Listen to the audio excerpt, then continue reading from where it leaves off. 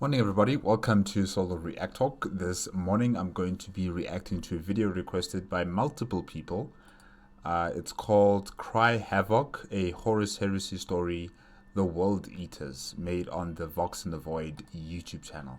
If you guys want to check out my previous reactions to other Vox in the Void Warhammer 40k content, remember that the Warhammer 40k content created by YouTubers reaction playlist is going to be at the top there, and you'll find some other Vox in the Void content that I've reacted to. Yes. If you want to check out the original video as well as a Vox in the Void's YouTube channel, the links are going to be in the description below. Okay, let's start. 3, 2, 1, go.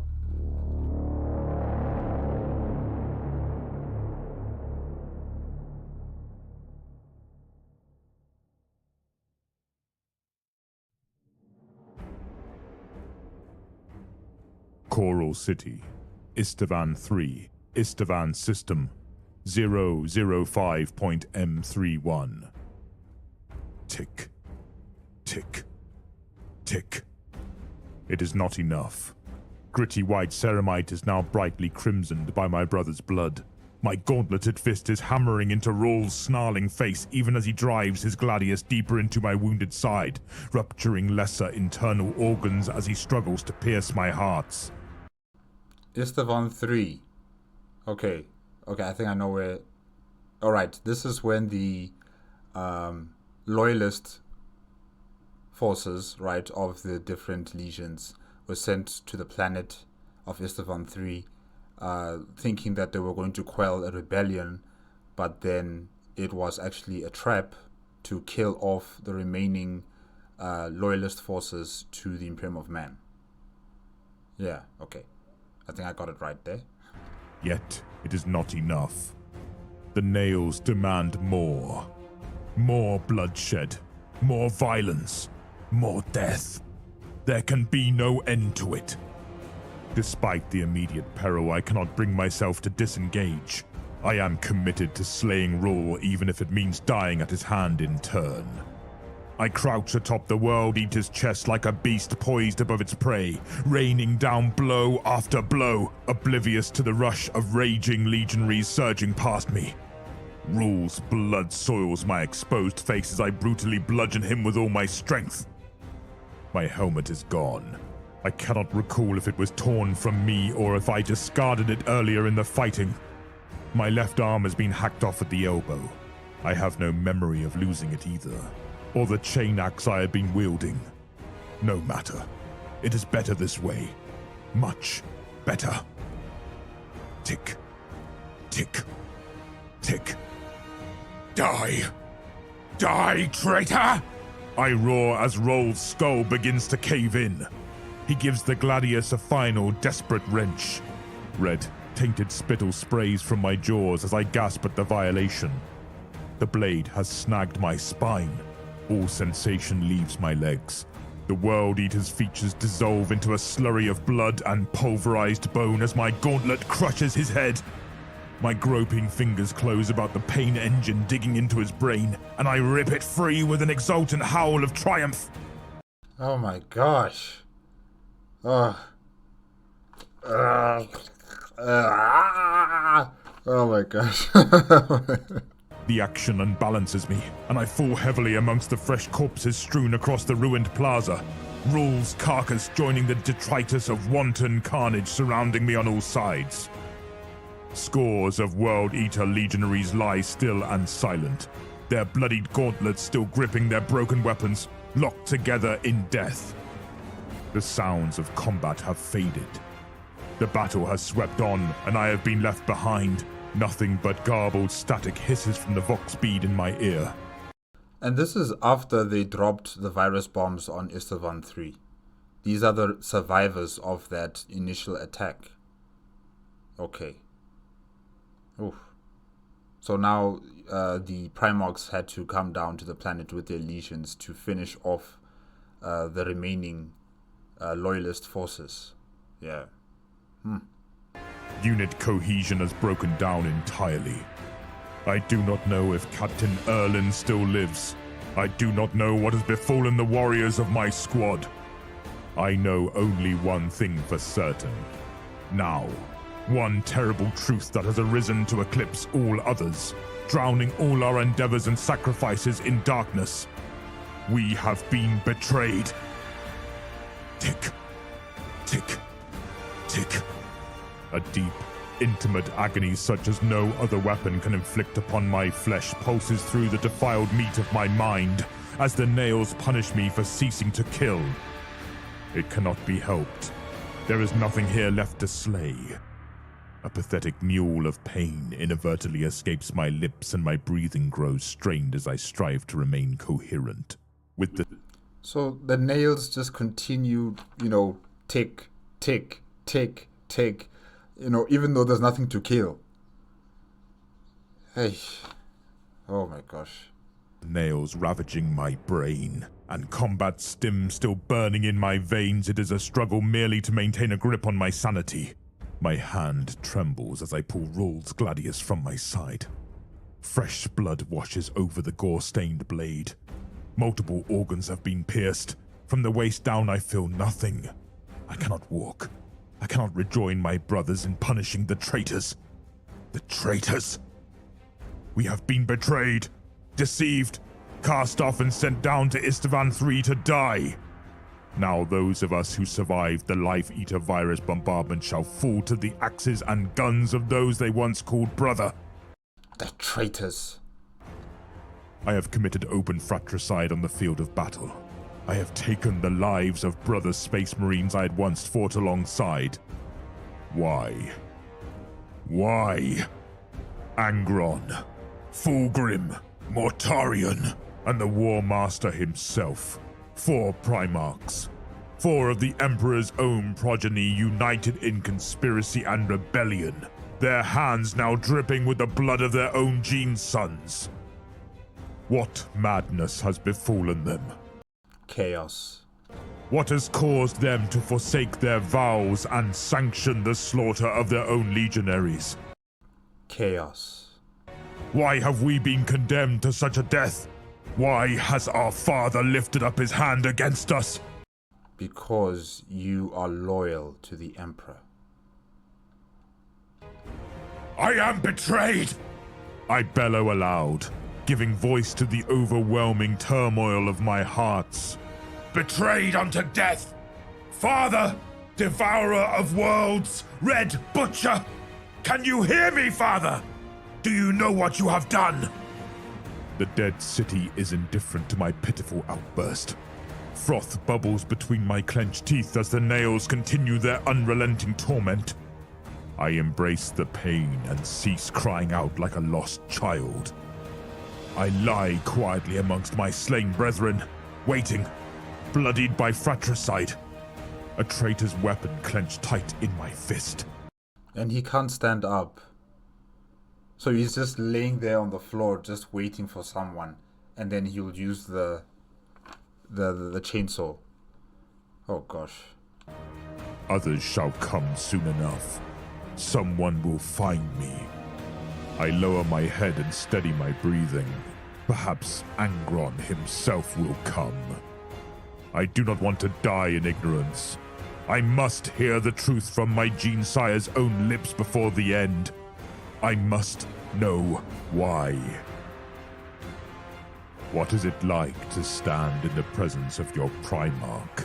I once asked of Captain Dersius of the Ultramarines 83rd Company during a brief layover at the Ender starport, following the Avogarden cleansings.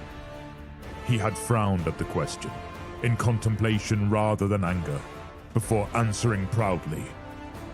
It is like standing before the concentrated essence of every battle king to ever rule Macragge, distilled in the mind, heart, and will of one singular being, and knowing, without question and beyond all doubt, that for as long as he exists, the ideal of the Imperium will never fail.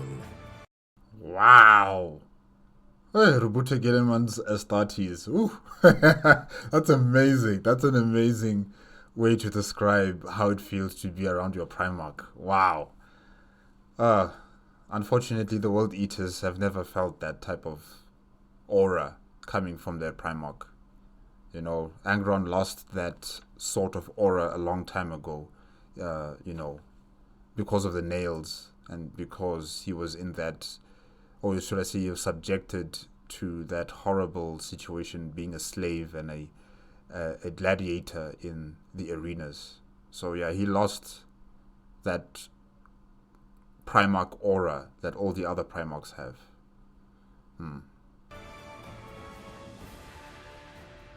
Horus. Brother Sergeant Horus. The Vox beat crackles to life in my ear. Awareness returns in an instant. My eyes snap open. I do not remember closing them.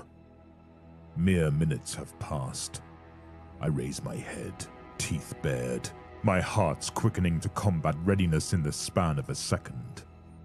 3 World Eater legionaries are moving wearily, almost furtively, amongst the bodies of their slain genekin, hunting for targets. I recognize them at once. As battle-mauled as they are, my remaining squad brothers have returned for me, though they, too, are far from unscathed. Issadir's right arm hangs uselessly at his side, armor, bone, and muscle alike savaged by bolter fire. Grax is helmless, half of his face reduced to a raw, weeping mess of scorched flesh, likely from the discharge of a plasma gun. Oh my gosh. Frakal, my second-in-command, moves with a noticeable hitch in his stride. He is walking on a broken leg, but refuses to allow the injury to impede him. Wow, at least you just have a broken leg. Oh my gosh, the other two. Oh. The white and blue of their war plate is obscured by blood, yet they remain resolute and unbowed. My heart swells with pride as they approach me. A pity my own wounds are so severe. We will not stay together for long. Brothers, report. I snarl raggedly as I use Rule's Gladius to prop myself up against his lifeless corpse. The situation is dire, Sergeant Horus. Frakal growls, his rough voice tight with suppressed pain, his fury masked behind his dented, gore-spattered helm. Captain Erlen is dead. The traitors ripped off his face and quartered his body with their blades while he yet drew breath. Angron intends to purge us in person. He and our turncoat brothers hunt us with axe and bolter throughout the city, and heavy armor is being deployed even as we speak. They will not stop until we are slaughtered to the last man. So that heavy armor is Terminators and Dreadnoughts, probably. According to Vox rumor, a captain of the Emperor's children, Sol Tarvitz, is attempting to establish a center of organized resistance alongside surviving loyal sons of Horus and Death Guard legionaries. What are your orders? So, one of Fulgrim's preening peacocks is trying to run this shitfest now, is he? How typical. That's quite possibly the best news I've heard all day. I grin a rictus grin, saliva still dribbling from my lips as I fight to maintain control of myself. As far as the nails are concerned, the best course of action would be for me to tear Frakal's head from his shoulders and beat him to death with it. I am sure he feels similarly compelled. Guys, can you imagine the mental discipline that you need to just withstand the nails, pushing this suggestion in you to kill. Oh, must be exhausting. That's why, it seems like time doesn't seem to affect these Astartes. They might be thinking a second has passed by when in fact an hour has passed by, because they're so focused on not being controlled or compelled by their nails, telling them to kill. Oh. Seek out this loyal whelp of the Phoenician brothers, and lend him your strength. Should you encounter other survivors, compel them to accompany you. Failing that, kill as many of the traitorous whore sons as you can before you die. I will not be able to. The distant clamor of power-armored footfalls brings an end to all plans. Seconds later, The cheering of our foes reaches our ears. A host of our treasonous brethren are bellowing out a single name over and over as they hack and hew their way towards our position. Bolters bark. Whirring chain blades shriek. World Eaters roar and rage as they clash and die. The cheering swells. The traitors are glorying in their orders, reveling in the butchery of their brothers, striving slavishly to win the begrudging regard of the Primarch. Rage boils up within me. A rage so incandescent it threatens to submerge my reasoning in the intensity of its purity.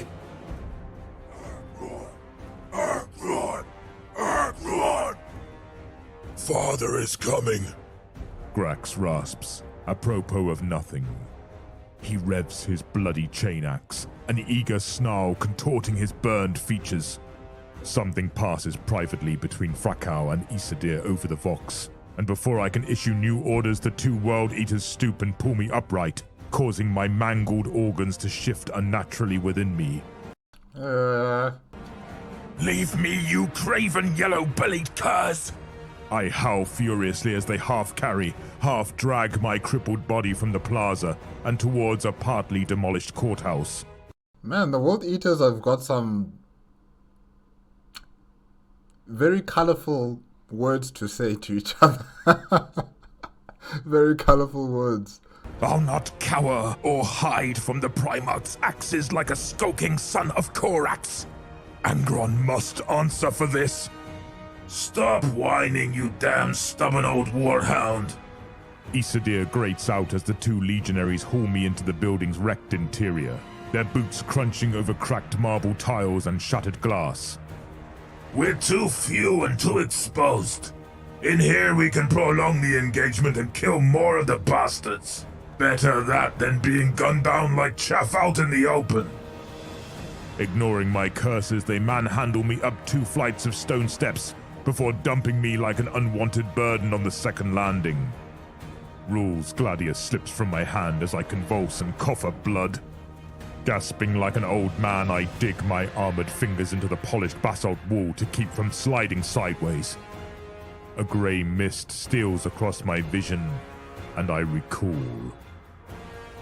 What is it like to stand in the presence of your Primarch? I once asked of Stormseer Uragulsi of the Brotherhood of the Painted Stallion, after a White Scar's strike force had broken through the Physixi blockade, enabling our ground forces to take the Xenos primary nest spire. The question had surprised him, yet he had responded truthfully after a span of careful consideration. It is like standing before the wind personified. A tireless wind that sweeps us across the furthest voids, ever guiding our blades as we ride in conquest of this frontier of stars that knows no end. I kind of like the Ultramarines explanation. But you know, the White Scar one's also cool, but really the Ultramarine one, oh man, that was amazing. That was amazing. But yeah, it must be really sad, you know, for World Eaters to be asking their fellow brother Astartes, you know, how does it feel to be around your Primarch? And they will never experience that. You know, even during the Horus Heresy, those that followed Horus, or should I say those that followed their Primarch, Angron, you know, they still didn't feel the love or that type of Primarch aura that the other traitor Primarchs have been able to, you know, give off to their Astartes. Yeah, still. Tick. Tick. Tick. I open my eyes again and see that my warriors have not been idle. Weapons stripped from the corpses of fallen World Eaters have been arrayed neatly by my side as if offered in tribute. 3 fully loaded bolt guns and a functional chainsword are within easy reach of my remaining hand. A bandolier of frack grenades has been looped over my left pauldron, and someone, likely Frakau, has secured Rules Gladius to my wrist with a length of scavenged cabling. Relief washes over me. As broken as I am, I will still be able to go down fighting like a true legionary. So his regenerating abilities are not helping him here. He's not going to be able to walk again. Like, this is permanent.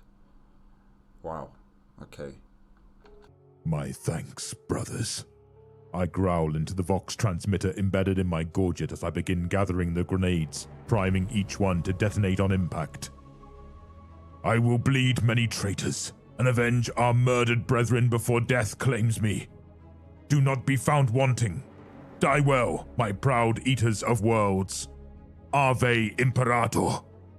We'll try to leave a few for you, Varus, but I'll make no promises.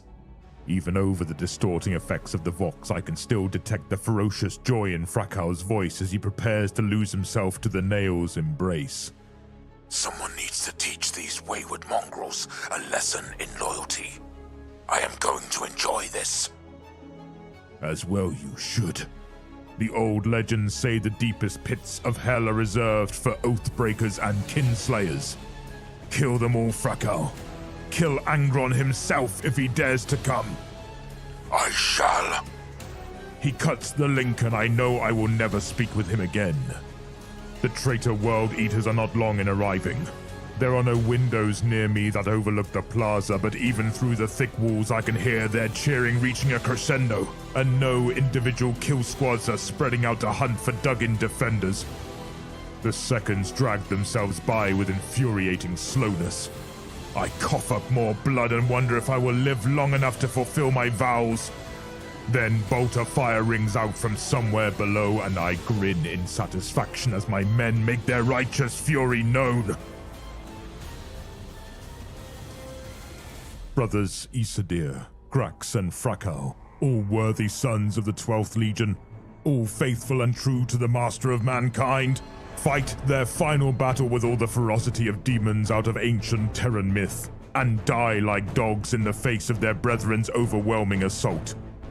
Belligerent oaths and defiant war cries swiftly give way to grunts of pain and howls of frustration as wounds take their toll, and the attacking World Eaters press their advantage. No mercy is expected, and none is given. I am witness to none of their deaths. Instead, I scent the air and listen as they are overcome and butchered in quick succession. Frakal is the last to fall, spitting vile insults upon the heads of Angron, Horus, and the mothers of each and every space marine who has dared rebel against the Emperor. The traitors fall upon him like starving wolves, and he screams like a mortal as his limbs are severed and his intestines are torn from his body. Even as his death cries are cut short, a multitude of pounding footsteps echo up the stairway, driven into a killing frenzy by the nails and the prolonged spilling of their brother's blood. I guess it's your turn. First two legionaries to come charging blindly around the corner die upon reaching the first landing. Their skulls blown open by several precision headshots. I keep firing even as their bodies collapse and the second pair are likewise dispatched, their corpses momentarily hindering those following after. Taking advantage of the brief opening, I drop the bolt gun and toss a few grenades. The ensuing detonations mutilate the foremost World Eaters beyond recovery, causing the enraged legionaries below to bay and curse, promising me a slow and ignoble death. I laugh at their threats, salivating as the stench of my slaughtered foes washes over me like balmy sea breeze. Damn. Oh, wow, wow, wow, wow. It will not be long until I am as crazed as they are, but I must not succumb to the kill madness. Not yet. Come, you worthless, shit-eating sons of swine! Come face me, faithless blackguards! I roar as I raise a second bolt gun and ready myself for the next assault. I will slay every single one of you, and when I return to Terra to inform the Emperor of your perfidy, I will heap your skulls in a glorious mound before the Golden Throne. And I will personally present your skull to the War Master on a spike. One of their centurions vows as the legionaries begin advancing again at a slower, more controlled pace. I suddenly find myself keenly missing my lost arm. I would have preferred dying with Bloodsplitter, my trusted chain axe held fast in my grip for a final time. No. Stand down. He is mine. At Angron's command, an immediate hush descends. Seriously, Angron is here. Oh wow. Okay. The World Eaters fall back, leaving the first landing uncontested and their dead lying where they have fallen. I sag limply against the wall, clutching desperately to the bolter, microspasms racking my flesh as the nails exact their revenge for having been denied once again. Blood is now running freely from my nose and mouth. Awareness wavers. Consciousness ebbs. So consuming is the nerve-shredding torment that when the whole stairway suddenly shudders beneath the weight of a demigod's tread, I do not respond as a true World Eater should. Instead, I close my eyes, seeking a momentary shred of respite, and I remember. What is it like to stand in the presence of your Primarch? I once asked of veteran Sergeant Afriayam in the aftermath of the Blood Angels and World Eaters' joint compliance of Basque. He had smiled at my question, his noble face alight with devotion. It is like standing before a blazing sun, whose rays forever pierce the darkness, a sun about which we eternally circle, our orbits never to be broken, a sun that will never set, a light that can never be extinguished. Then he had glanced at me sidelong, his blue eyes thoughtful. Why do you wish to know? Is it not the same for you whenever you enter into the presence of the Lord of the Red Sands? Well, no, it isn't. It's not.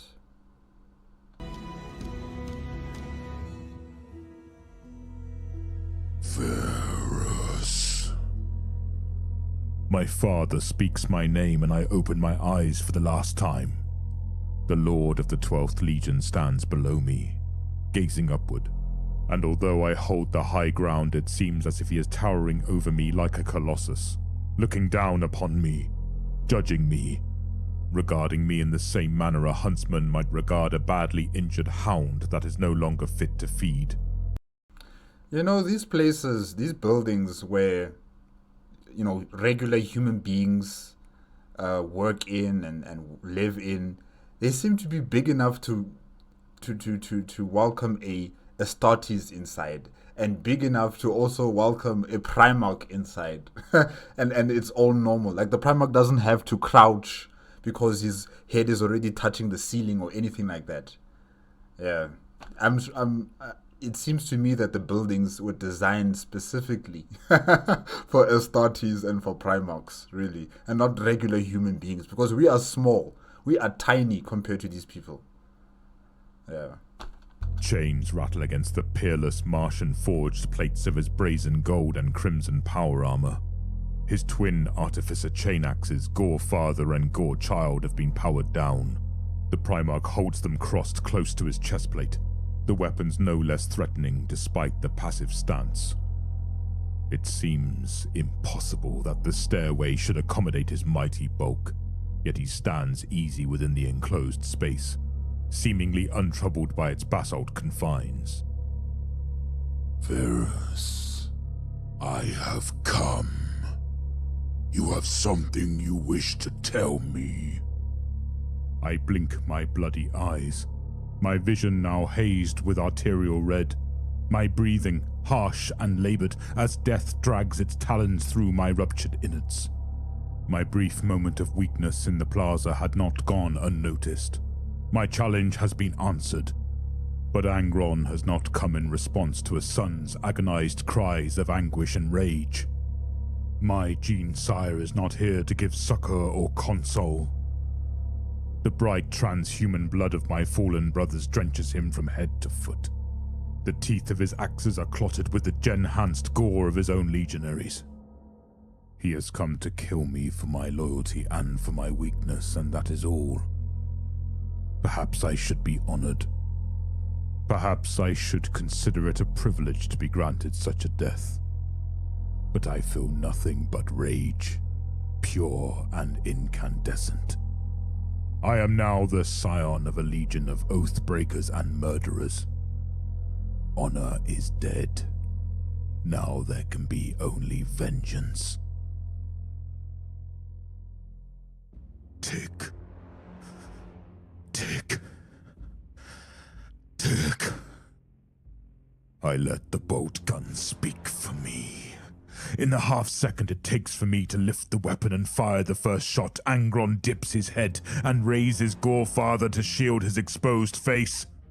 The bolt rounds strike the flat of the uplifted chain axe, but instead of detonating, the shots inexplicably ricochet from Gorefather's surface to explode harmlessly against the walls and ceiling. That's not fair. Showering powdered stone across the Primarch's pauldrons. Angron begins to mount the stairs, the servo joints of his ornate warplate grinding and growling as he ascends unperturbed into a stream of bolter fire. The magazine clicks empty. I cast the gun aside and grab for the remaining grenades. Like a striking whip, Gorechild lashes out, still deactivated, and 4 of my ceramite-clad fingers join the spent shell casings littering the steps. Why?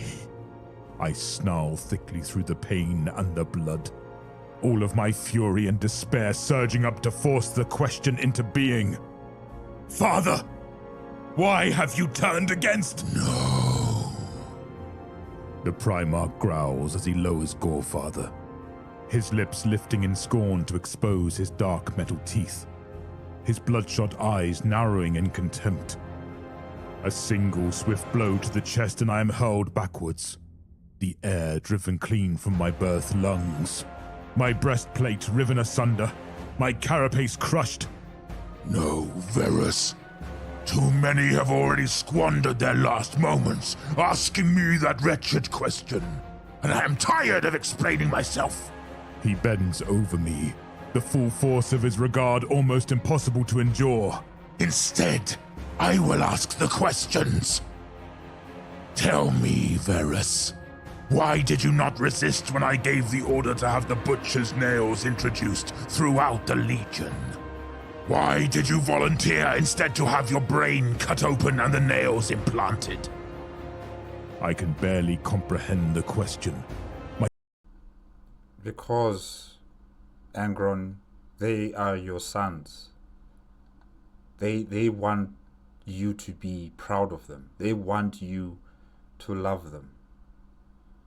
But I understand why you can't love them and why you can't be proud of them. You know, because of your situation of being ripped away from your homeworld, whilst your people were fighting for freedom. And, you know, you were going to die with them, but you just couldn't because the Emperor had other plans for you.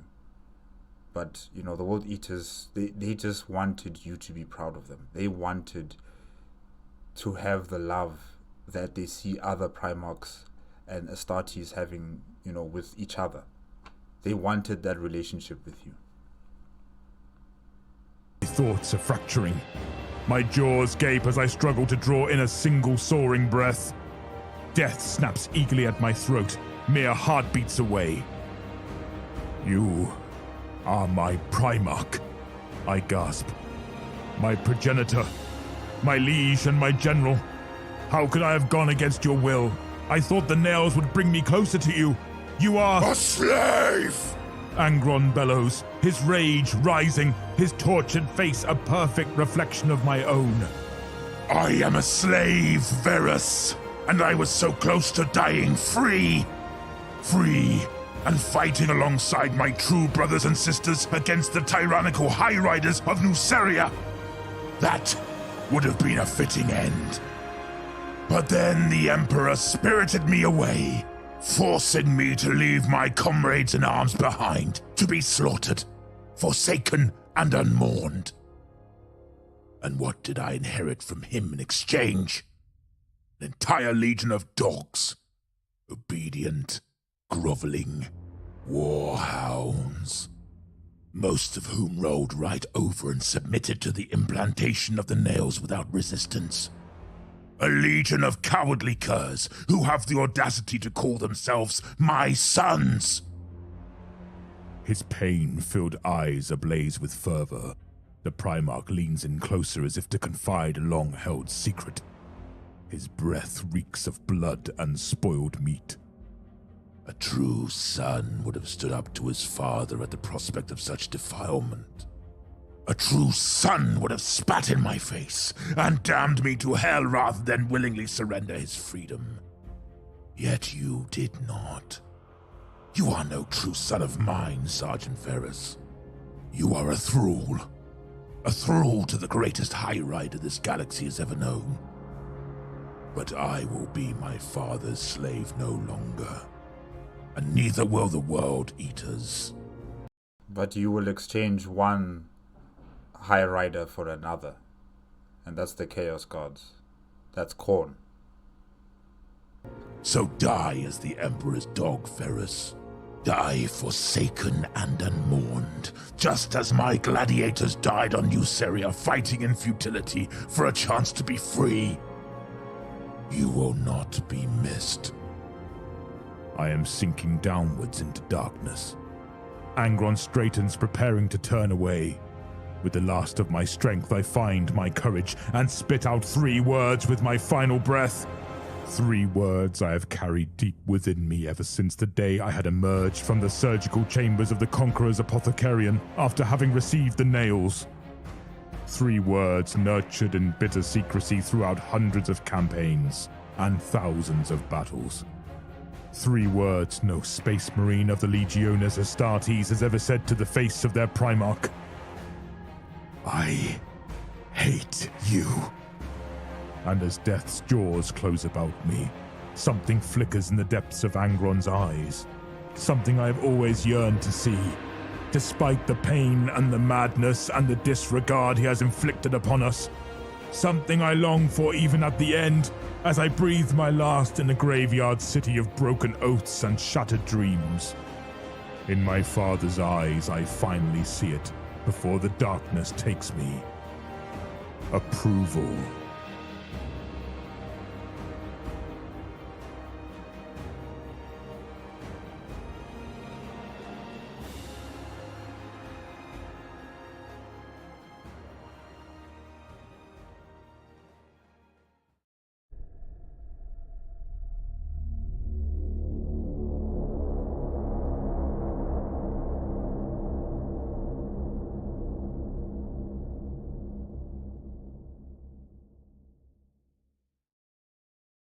What is it like to stand in the presence of your Primarch? I once asked Captain Dersius of the Ultramarines 83rd Company during a brief layover at the Ender Starport following the other Guardian cleansings.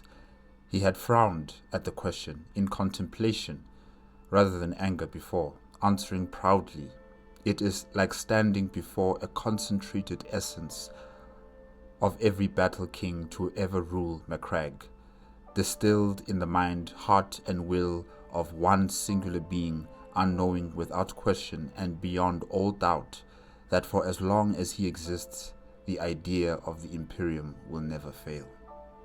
Oh, wow. Captain Decius of the Ultramarines. That was amazing. Yeah, guys, I just wanted to highlight that, what Captain Decius said there. That was really, really something amazing. Yeah, guys, that's Cry Havoc, a Horus Heresy story, The World Eaters, made on the Vox in the Void YouTube channel. And yeah, that was just sad, really. That was just very sad for what happened to Captain Ferris and all the other Astartes who were loyal to the Imperium of Man. You know, how they were all just betrayed by their brothers, and how they were first, dropped with bombs, essentially, with the virus bombs. And those that survived that initial attack are now being, hacked to death, pulled apart, shot at by their brothers. And, all they have to do now is just fight until the bitter end, and take as many of the traitors with them. And that's what Sergeant Ferris and his Astartes were trying to do. And yeah, and then Angron came in there. And Angron, I also understand his point of view. I also understand where he's coming from, especially after what has happened to him on Nuceria and how he was just taken away by the Emperor. I understand what he's going through. But like I said, he is switching one High Rider for another. And this High Rider is far worse. Korn is far, far worse. But yeah, really, this was just... It was bloody. It was very vivid in the description of how people are dying, how people were, just mutilated and disemboweled and blown up into pieces and everything. It was very, very graphic in the description of what was happening. And yeah, it was good. It was a good story. And definitely this one is connected to the previous one with Angron and Khan, when they were talking. I forgot the name of that video. Wait, let me just check. Yes. Abuse and Angron Tail Warhammer 40k audio. Yeah, I think it's connected with this one. By Stefan Duxbury. Yes.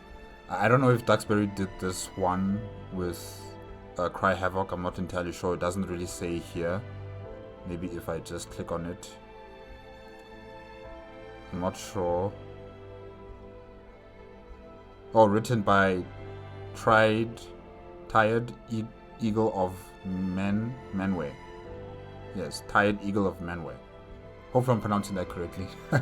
But yeah, these two stories, they're very similar, and it's like a continuing of what happened with the abuse story.